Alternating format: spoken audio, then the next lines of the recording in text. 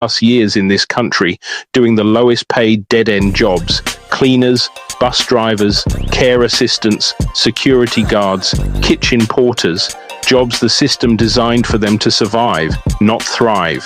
They clung to faith and struggle, working their fingers to the bone, trusting that if they just stayed humble and waited on Jesus, blessings would come. Meanwhile, they paid tithes to churches that fed their hope, but not their future. They sent every spare pound back home to build a house they never got to live in, because by the time retirement came, poor health, broken promises, land disputes, or local corruption meant they stayed stuck in the UK, tired, sick, broke, still waiting for God to come through.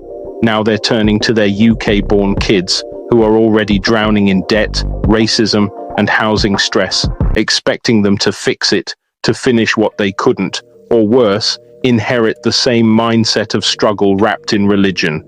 At some point, we have to say it: struggle isn't salvation. Faith without planning, without power, without purpose, it's just a trap. And the real tragedy?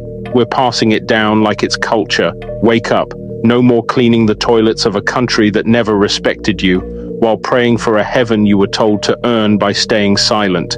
Build here, build now, build smart. Or repeat the cycle and keep calling it God's will. And now look, many of those same elders, now in their 70s and 80s, are stuck here in the UK, the US, or Europe. They didn't go back home like they planned because their bodies broke down before their dreams ever got finished. They're clinging to the NHS like a lifeline, dealing with diabetes, arthritis, strokes, after a life of hard labor and harder praying. They paid tithes for decades. They sowed seeds every Sunday. They cried out to God for healing and favor, but now they can't climb stairs. Their dream house back home is half built or under legal dispute, and their children are left picking up the emotional and financial pieces. And still they say, God is in control. But if this is what leaving it in God's hands looks like after 40+ years of faith, poverty, and backbreaking service, then what are we really calling blessed? Is struggle with a smile the reward now? If the next generation follows this same cycle of suffering, submission, and silence, then what hope do we have? At what point do we say, faith without strategy is just failure in slow motion? We're not mocking belief, we're demanding results.